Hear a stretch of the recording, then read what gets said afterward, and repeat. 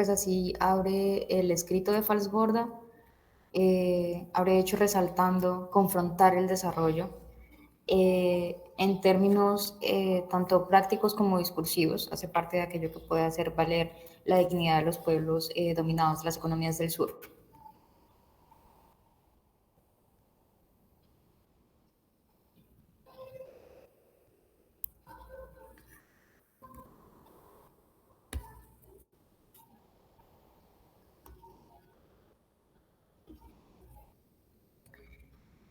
Bien, entonces en este caso la palabra hegemónico está en la frase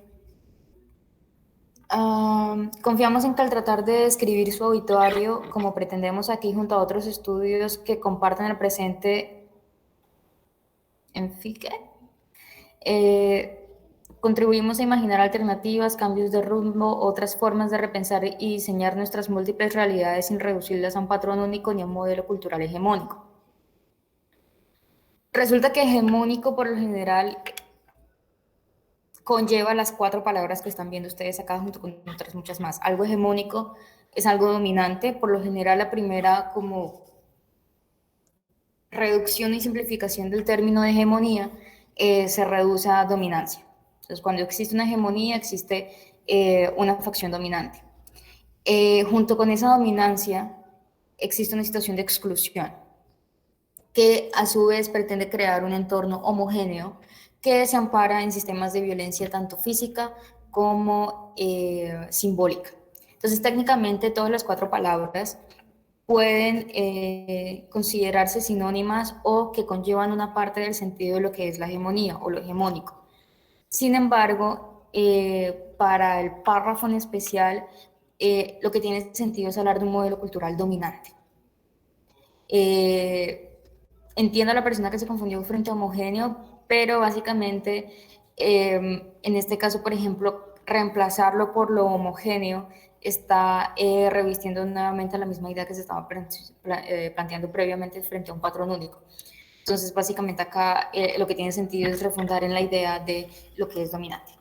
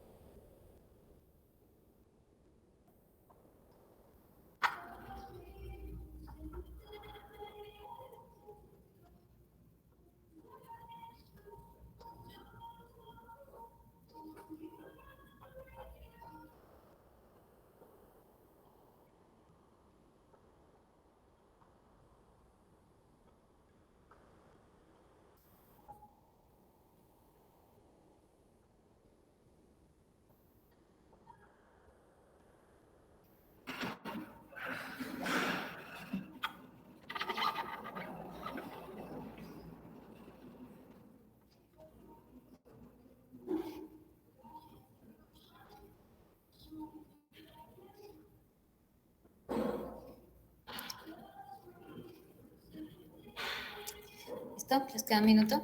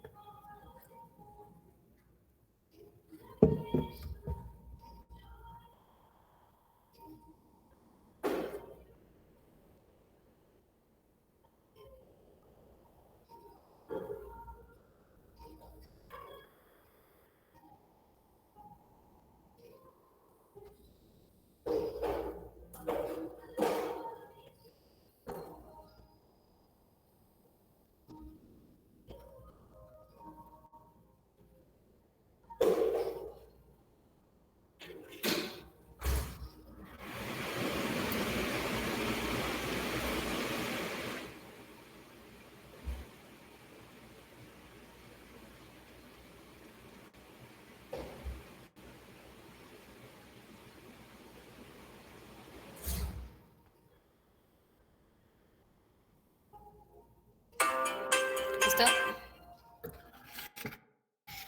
¿Quién falta?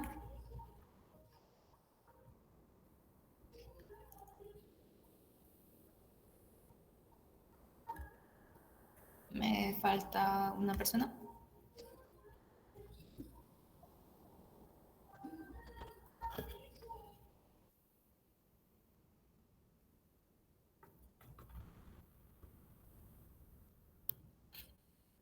Listo. Entonces, voy a leer otra vez el párrafo.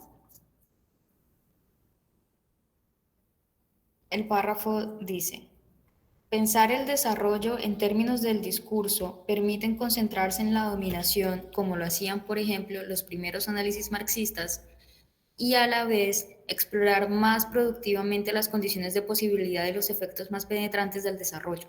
El análisis del discurso crea la posibilidad de mantenerse desligado del discurso del desarrollo, suspendiendo su cercanía para analizar el contexto teórico y práctico con que ha estado asociado. Permite, de Foucault, 1986, permite individualizar el desarrollo como espacio cultural envolvente y a la vez abre la posibilidad de separarnos de él para percibirlo de otro modo. Esto es lo que trata de llevar a cabo este libro. Hay varios asuntos, por ejemplo, en las opciones de respuesta. La última opción de respuesta, prefiere no relacionarse con grandes pensadores europeos, es una asunción que uno podría estar haciendo si uno se enfrasca en un entorno del extremo post-moderno, post-desarrollo, que es decir, no me sirve nada que haya producido ninguna persona que haga parte de las culturas hegemónicas. Entonces, como tal, no me haría sentido a mí citar en ningún momento a autores europeos. Sin embargo, gran parte de nuestro conocimiento en ciencias sociales proviene de dichos pensadores europeos, que son personas que han logrado hacer críticas estructurales a los sistemas de dominio. De hecho, gran parte del movimiento de ciencias sociales actual, e incluso en ciencias, es reconocer los aportes que se hacen desde los sures, desde Latinoamérica, y mostrar ese aporte relevante que se tiene en términos teóricos y metodológicos. Falsborda, por ejemplo, quien hizo el prólogo de este libro, es tal vez una de las únicas personas a nivel mundial que es reconocido que, proveniendo de algún país del sur, propuso una metodología específica de investigación que logra romper con paradigmas occidentales, y es la investigación de acción participativa, ¿sí? Entonces, por lo general es muy difícil salir de esas lógicas. Si uno llega como a ese extremo de discusión de hasta qué punto puedo yo pegarme del europeo, podríamos llegar incluso al punto de discutir por qué estamos hablando incluso español, por qué escribimos desde español y no desde otras lenguas. Entonces, como tal, ese extremo no es un extremo en el que se pare Arturo Escobar, y no es un extremo que esté evidenciado en el texto, porque en el texto está citando a un autor que es francés, aunque por lo menos por la forma en la que está escrito el apellido, sabemos que no es un apellido europeo no es un apellido latino o de Oriente. Entonces, sabemos que sí se están nutriendo de esos autores. No se basa principalmente en Marx. Él dice que está haciendo un análisis, en este caso, de la dominación, como lo hicieron en los primeros análisis marxistas, pero no necesariamente está diciendo me estoy amparando en estas teorías de Marx. De hecho, la postura de este autor, si bien puede anclarse dentro de una postura de la crítica marxista, no necesariamente sigue con todos esos lineamientos de Marx, porque de hecho lo que le está poniendo de relieve es una crítica al enfoque en el que la economía se ubica en primer lugar y sobre cualquier aspecto cultural y social. Para Marx, todo se reduce a una gran estructura económica, todo se puede explicar desde una gran estructura económica. Después y posteriormente, y para Foucault, por ejemplo, no se trata de una gran postura económica, sino más que todo de relaciones de poder y relaciones culturales y sociales. Entonces no se basa principalmente en Marx. Menciona que lo que él va a hacer en este libro es algo parecido a lo que inicialmente hizo Marx. No se nutre igualmente del pensamiento de Marx y de Foucault por una sencilla razón de lo que vemos dentro del párrafo. Y es la cita que está poniendo es una cita de Foucault, intervenida o no como él la ha puesto a través de los corchetes, pero la cita que está poniendo es una cita de Foucault. Y no se está nutriendo nuevamente de Marx, sino que simplemente está haciendo un ejercicio que también logró hacer Marx en su momento. ¿Sí? Entonces se basa principalmente en Foucault.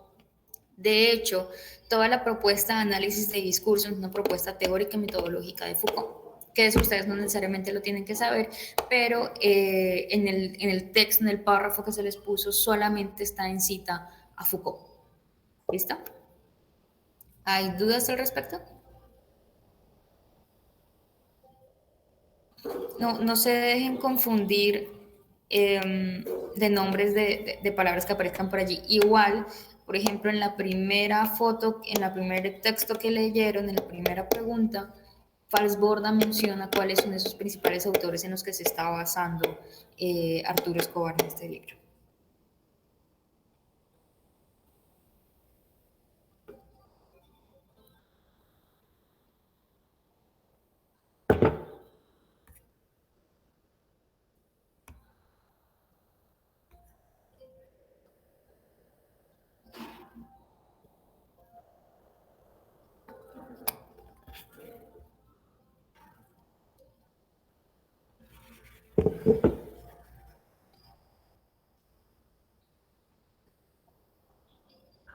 Buenos días, profesora. Hola, ¿quién habló?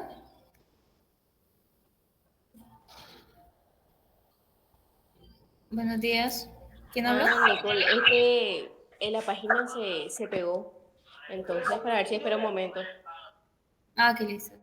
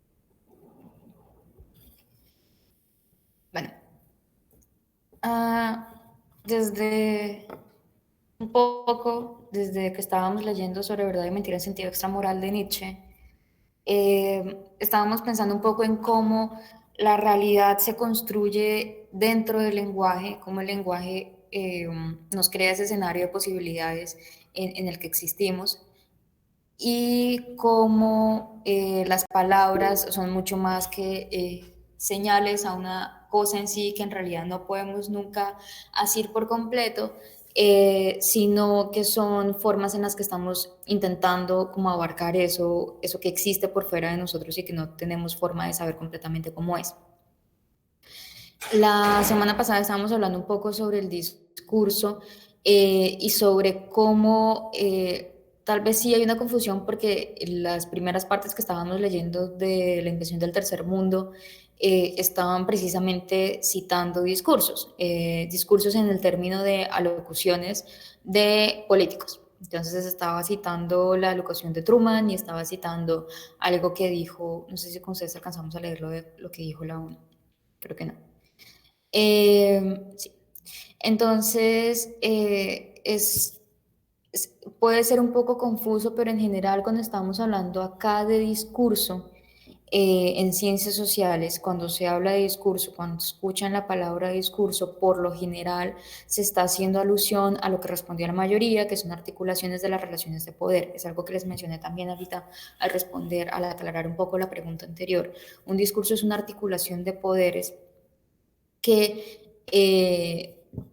tienen una base teórica y que tienen una forma de manifestación práctica. En este caso, cuando estamos discutiendo el desarrollo, y es un poco lo que se ha dicho, es el desarrollo tiene que ver con una forma en la que se dijo así es el mundo, y con base en eso se dijo que así es el mundo, así se empezó a actuar y se empezaron a crear diferentes relaciones de poder, una de dominancia y otra de subyugación, en la que pues los países de Latinoamérica fueron los que más han sufrido, porque ese discurso bello que se pretende mostrar de Truman en realidad lo que ha creado son pesadillas en Latinoamérica y ha terminado por aumentar los niveles de desigualdad social y por imponer pautas culturales que son diferentes y ajenas a lo que somos en realidad y que terminan también por afectar en general todas las relaciones del mundo. Eso es lo que nosotros nos referimos cuando hablamos de discurso, como una articulación, como un flujo de palabras, expresiones, acciones, como una forma en la que fluye el lenguaje, en la que hay una articulación de poder en específico que se manifiesta en unas formas de hablar, en unas formas de ser y en unas formas de hacer. No sé si ustedes tengan ejemplos de algún tipo de discurso en el que se articule todo, cómo se habla, cómo se es en el mundo y cómo se hace frente a los otros y frente a uno mismo.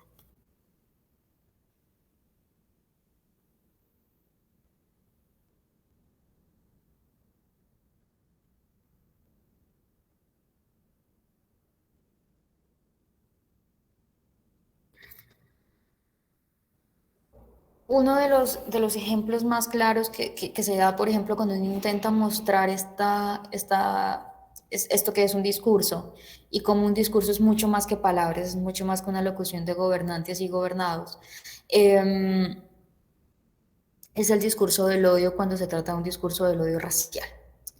Eh, y específicamente pensemos en la Alemania preguerra, pre-segunda guerra, cuando se tiene todo el aparato, cuando se tiene todo el aparato publicitario y militar de la Alemania nazi. Cuando se tiene todo ese aparato, todo ese andamiaje publicitario y se crea la propaganda y se crean los diferentes discursos, se empiezan a crear realidades. Entonces, no es solo que Goebbels y el gobierno de Hitler empiecen a decir los judíos son la causa de nuestros problemas y tenemos que sacar a una Alemania adelante a través de los valores de la raza aria. No, se están estableciendo diferentes niveles de realidad, diferentes formas de articulación del poder en la que el reconocimiento de una raza alemana está articulada con la búsqueda de una dignidad colectiva que se perdió después del Tratado de Versalles y que terminará por decir hay una forma rápida de encontrar solucionar nuestros problemas, además de la expansión militar, y es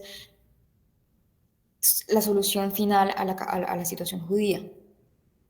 Y eso va a llevar a diferentes acciones específicas, va a configurar un mundo específico de realidad.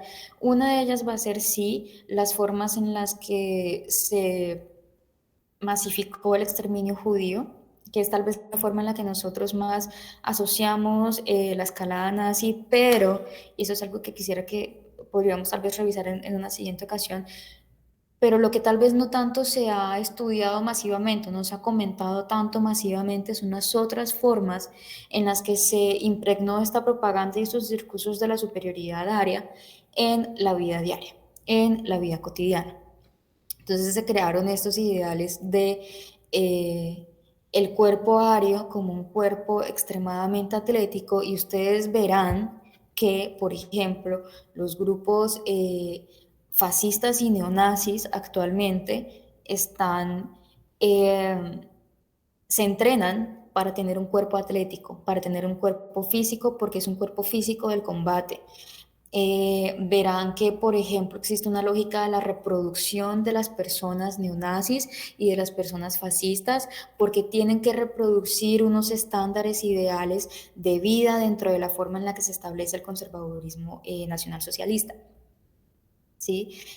Son formas cotidianas de la vida, de sentirse en el cuerpo, que surgen allá arriba, que parecen aparecer allá arriba en unos discursos, en unas alocuciones que está diciendo este señor, una propaganda que se muestra en televisión, que se muestra en radio, que se muestra en pinturas, pero que en realidad tiene efectos prácticos diarios. ¿Sí? Eh, Otro ejemplo de ello puede ser el discurso anticientífico, que está, por ejemplo, da otro tipo de manifestaciones, que es el discurso antivacunas, que ustedes ahorita están viendo muy bien, que no es solamente que la gente diga no me vacuno, es hacer campaña abiertamente para que la gente no se vacune. Dos, es salir intencionalmente sin tapabocas a la calle para que cuando te encuentres a la gente estés abiertamente y estés voluntariamente transmitiéndole sus gérmenes para que ellos también te los transmitan a ti. Salir sin tapabocas en medio de una pandemia, dentro de todo este discurso de desconfianza de la ciencia, hace parte de una postura que surge con una simple frase que puedan estarles compartiendo en Facebook. Entonces, eso es para que sepan que los discursos, las palabras hacen parte de contextos y generan un escenario de realidad y una forma de ser en el mundo que hace parte como de esos discursos. ¿Listo? Entonces, sigamos.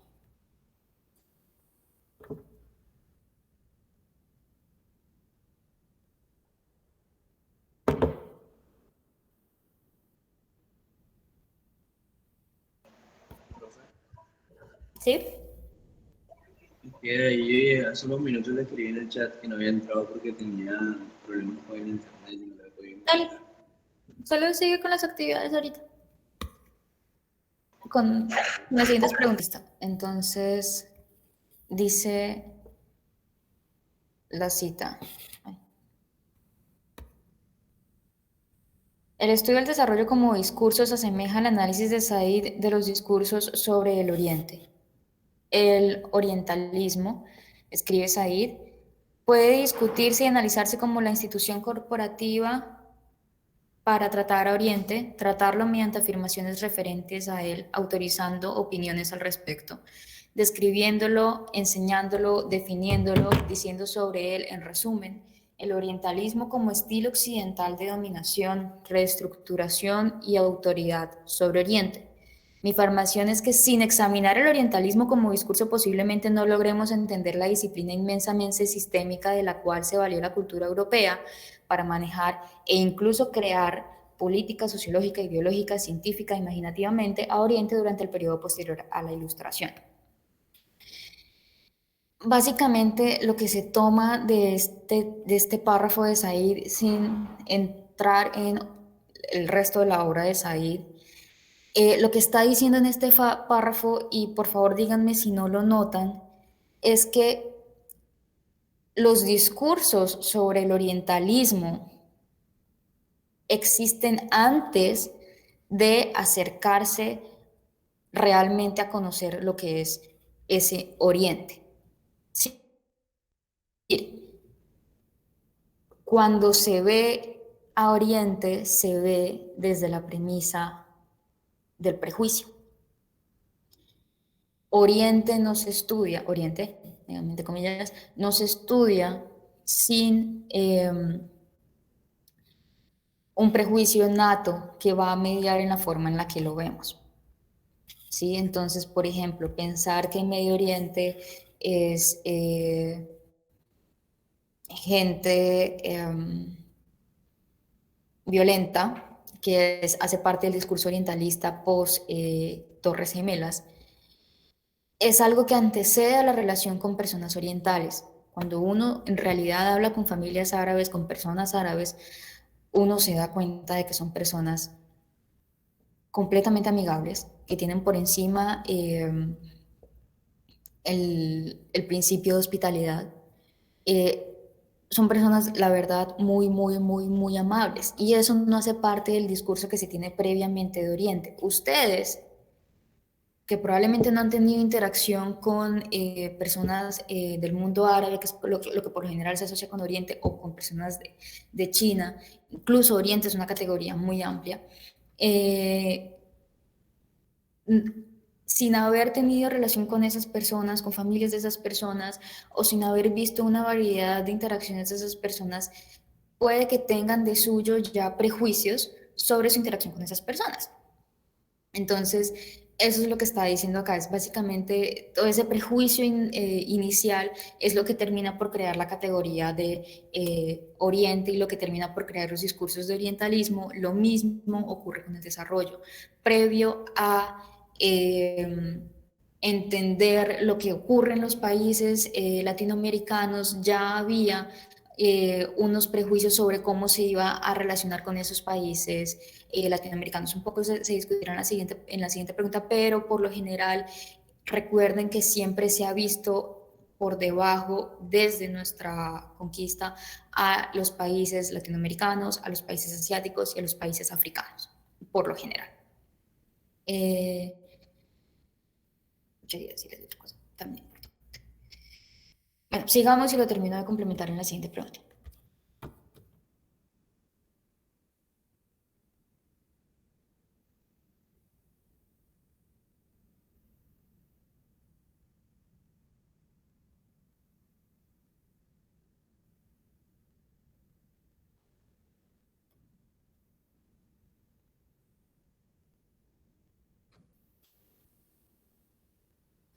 ¿Quién nos queda? Nos queda una personita. Listo. Entonces dice el párrafo, leo, le doy tiempo a la otra persona para terminar de contestar. Uno de los muchos cambios que ocurrió a comienzos de la segunda posguerra fue el descubrimiento de la pobreza masiva en Asia, África y América Latina. Relativamente significante y en apariencia lógica, el hallazgo habría de proporcionar el ancla para una importante reestructuración de la cultura y la economía política globales. El discurso bélico se desplazó al campo social y hacia un nuevo territorio geográfico, el tercer mundo. Atrás quedó la lucha contra el fascismo. En la rápida globalización de la... Ay, esto se me tapa. De la dominación mundial por Estados Unidos, la guerra de la pobreza en el tercer mundo comenzó a ocupar un lugar destacado. Entonces, eso es un poco a continuación de la pregunta que veníamos comentando anteriormente. Antes de que se establezca una relación con Oriente, antes de que se establezca una relación con Oriente, ya se tiene una predisposición hacia ellos. Y antes de que se establezca una relación y antes de que se establezca una relación interna hacia Latinoamérica y hacia África, ya se tiene una relación, una predisposición hacia su mirada.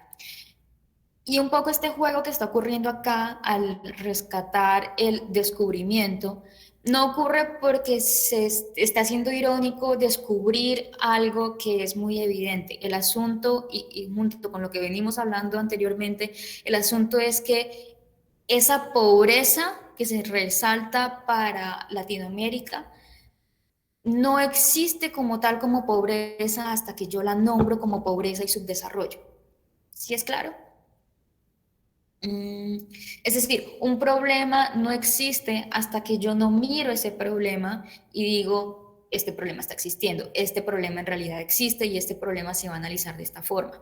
Un poco en la forma en la que nosotros nos planteamos desde las ciencias sociales es, eh, no sé si ustedes les han planteado esta pregunta, si un árbol se cae en la mitad de la selva, ¿ese árbol hace ruido?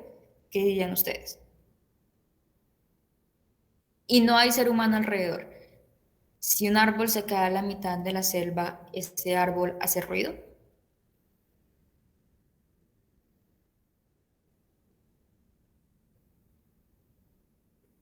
En este caso no hay una respuesta correcta, ¿sí? Es una pregunta que siempre planteamos para mostrar la diferencia de perspectivas.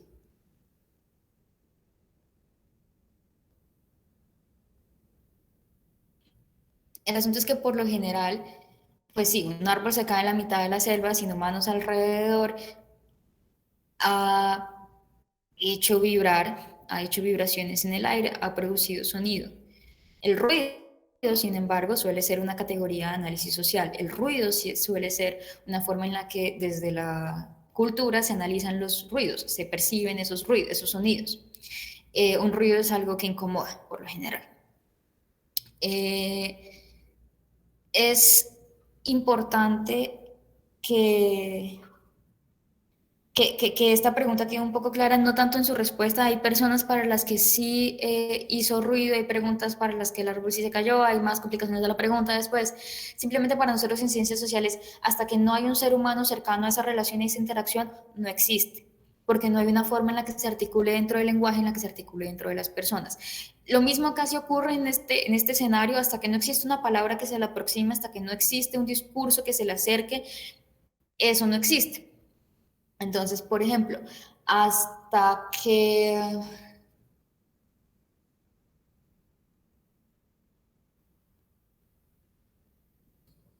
hasta que en el siglo XIX no existió este afán por la salud pública, la sífilis no existió como problema de salud pública y con ella la prostitución no existió como un problema de salud pública.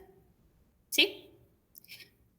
Prostitución existía, sífilis existía, tenía sus manifestaciones a lo largo de todas las clases sociales, todos los estamentos sociales, pero hasta que en el siglo XIX no se empezó a preguntar por gérmenes, por bacterias, no se empezó a pensar en la salud pública, la sífilis y la prostitución asociadas directamente no existieron como un problema de salud pública. Y recientemente los movimientos feministas han dicho, no me equipare la prostitución como un problema de salud pública frente a los caños contaminados. No es lo mismo. Entonces no estamos hablando de la prostitución como problema de salud pública, sino como un problema cultural y social y económico. Entonces, las diferentes perspectivas, las diferentes formas en las que se nombra permiten que aparezcan problemas y permiten ver escenarios posibles para su solución.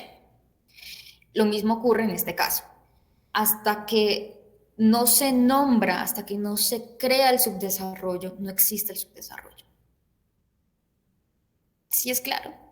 Eso es lo que está diciendo Escobar y es lo que está diciendo este párrafo. Entonces, no se cuando yo decido nombrar y crear lo que ocurre, yo no lo estoy descubriendo, yo lo estoy creando, que es un poco lo que está diciendo anteriormente Said. Occidente no tanto crea premisas para observar, sino que crea a Oriente. Y dentro de ello, lo que nosotros tenemos es que no existe un descubrimiento de la pobreza, se está creando esa pobreza. De hecho, se va a multiplicar esa pobreza que es el resultado. Y lo que más que todo está buscando ese descubrimiento es mostrarnos que esta postura que va a tomar nuevamente Latinoamérica, Asia y África es una postura que históricamente ya ha tenido, que es la de ser el conquistado. Tanto como nos descubrieron hacia finales del siglo XV, tanto están descubriéndonos nuevamente como pobres en mediados del siglo XX. ¿Sí? Entonces lo que más busca establecer es un nuevo paralelo. Son precisamente países que hacen parte de subcontinentes y continentes que han sido históricamente conquistados y colonizados, los que ahora se descubren nuevamente como parte de la pobreza. Entonces hay predisposiciones para ver a esos países como pobres. ¿Si es clara esta relación?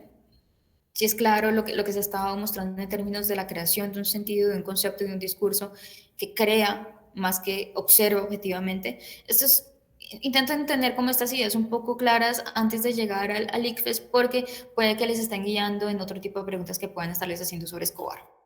¿Listo? Y la última.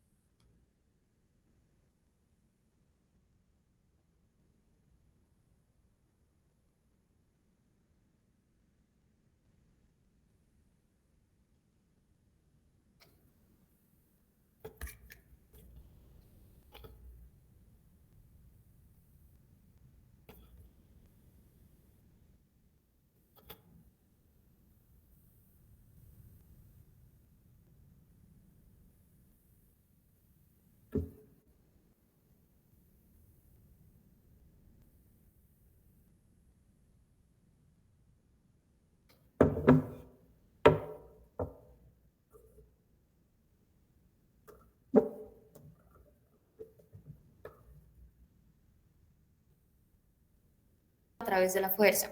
¿Cómo lo va a lograr Oriente después de estar creando toda esta idea de los derechos universales, creando la ONU, mostrándose como lo más bello del universo, como lo más humanitario del universo, con esta política del buen vecino? Y básicamente su postura va a ser eh, a través de esta injerencia en la pobreza y el desarrollo en la pobreza, acoplar para sí países que no son tan, que no están tan desarrollados, pero acoplar para sí y convertir para sí, para foco de sus acciones a esos otros países, evitando que se propague hacia ellos el comunismo. Entonces, básicamente sí, según esto, el desarrollo como discurso y práctica fue instrumentalizado para evitar el avance de lo que se denominaba el segundo mundo. Entonces, igual también era necesario que se creara un gran tercer mundo para que ese gran tercer mundo pudiera ser parte de la nueva división dependiente del primer mundo en el nuevo orden mundial. ¿Listo? Los dejo irse para su clase, que creo que es con el profesor Silvera. Sin embargo, quisiera hacerles una pregunta rápida. Para la siguiente sesión, ¿quieren que sigamos discutiendo textos densos, comillas, comillas, de ciencias sociales, o quieren que pasemos a simulacros? El asunto es que solamente libre hay un número X de preguntas y ya en el primer semestre las ocupamos todas. Profesora, yo diría que simulacro. Simulacros. Simulacro. Listo. Pero entonces, la verdad, como de las preguntas que están disponibles del ICFES, ya no hay. O sea, ajá, espérate. O sea, hay como 5 cuadernillos libres del ICFES. Y es mucho. Teniendo en cuenta para 11 y para Saber Pro. Y básicamente ya pasamos por esos 2 cuadernillos. O sea, ya ustedes han respondido todas esas preguntas. lo que haríamos tal Profesora, yo le iba a comentar que, bueno, por lo menos algunos de nosotros tenemos bastante material que nos han dado, algunos cuadernillos de pruebas que han salido de los calendarios que son. Si quieren, pásenmelos y veo si tal vez no hemos hecho esas preguntas. Igual nunca sobra que tal vez repitamos algunas preguntas. Cuando ustedes hicieron el simulacro, ¿les salieron algunas preguntas que ya hemos tenido acá? Ustedes creo que me dijeron que sí, ¿cierto? Sí, profesora. Pues si quieren, sigamos como iterando sobre preguntas, pero la verdad, lo que yo he visto es un escenario bastante limitado de preguntas. Igual ustedes todavía tienen un mes para prepararse.